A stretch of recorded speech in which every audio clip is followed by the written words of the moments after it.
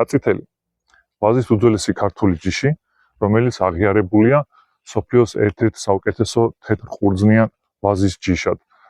იგი გავრცელებულია მთელ საქართველოში, ყველაზე მეტად კახეთში.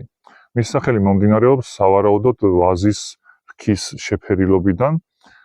მისგან თითქმის ყველა ტიპის ღვინო იქმნება, ეს არის კლასიკური თეთრი მშრალი, ნახევრად მშრალი, ნახევრად ტკბილი და შემაგრებული ცქრიალა და ასევე ქართული წესით ქვევრში. კაწითელის ღვინის დაცული ადგილწარმოშობის დასახელებებია წინანდალი, ვაზისუბანი, ტიბაანი, კარდენახი, წარაფი და გურჯაანი. რაც შეეხება არომატებს, კლასიკური წესით დაყენებულ ღვინოში მკაფიოდ იგრძნობა თეთრი ატამი, მწვანე ვაშლი, ცაცხვი და მსუბუქი ციტრუსოვანი ნოტები. ქვევრის ღვინოებში უმეტესად ვაშლის ჩირის, ნიგვზის, ჩაის ფოთოლის და აღმოსავლური ან ქართული სანენებლების კომპლექსური არომატები გვხვდება.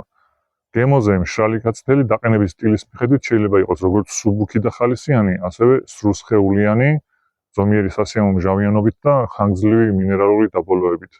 შეგიძლიათ მიირთვათ და ისიამოვნოთ ფრინველის ხორცთან, თევზთან, ბოსტნეული სალათებთან, ქართულ ყველთან, იმერულ ყველთან და რა თქმა უნდა, როგორც ყოველთვის, არასოდეს მოერიდოთ ექსპერიმენტებს თქვენი გემოვნების მიხედვით. აქ არის ღვინო, ყველა კაი ხალხს გაუმარჯოს.